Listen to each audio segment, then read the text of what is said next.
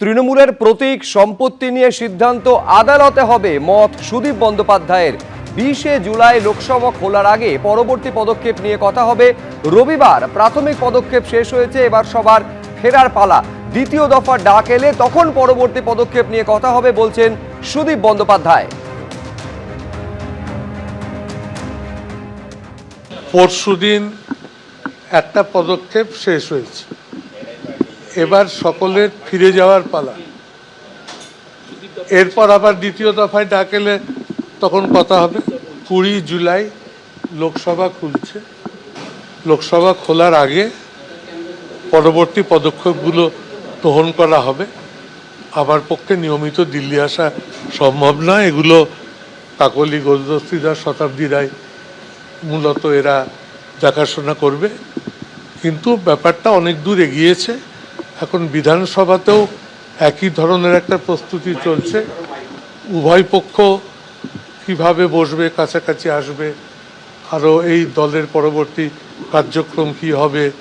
তৃণমূল কংগ্রেস তার নানা রকম প্রতীক চিহ্ন, তার অর্থকরী, তার সব কিছু আছে, সেগুলো নিয়ে কি পদক্ষেপ হবে। আবার দীর্ঘ অভিজ্ঞতা বলে এগুলো সবই আদালতে নিষ্পত্তি হবে। লোকসভার যা কাজ, স্পিকারের ব্লক তৈরি করে দেওয়া, পার্টি অফিস বরাদ্দ করা, সে কাজগুলো তিনি দ্রুত সম্পন্ন করবেন। তৃণমূলের তরফ থেকে বলছে আপনারা আলাদা ফ্যাকশন নন, আপনারা গদ্দার।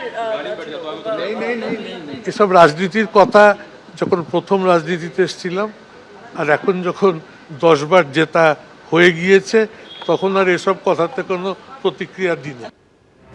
তৃণমূলের এই বিদ্রোহী সাংসদ সুদীপ বন্দ্যোপাধ্যায়কে নিশানা করেছেন হুমায়ুন কবির। তিনি বলছেন, কিসের লোভে মমতার দল ছাড়লেন? সুদীপ বন্দ্যোপাধ্যায়কে নিশানা করে প্রশ্ন তুলছেন আমজনতা উন্নয়ন পার্টির বিধায়ক হুমায়ুন কবির। কারণ আমি বলবো, ওনার যদি ন্যূনতম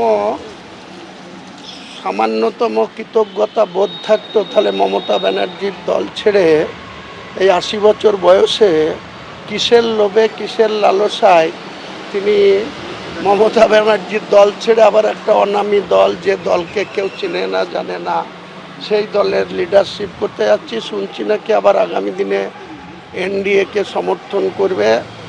এক পা গঙ্গায় আর এক পায়ে ডাঙ্গায়, সে আবার কেন্দ্রের মন্ত্রী হবে। এবিপি আনন্দ, এগিয়ে থাকে, এগিয়ে রাখে।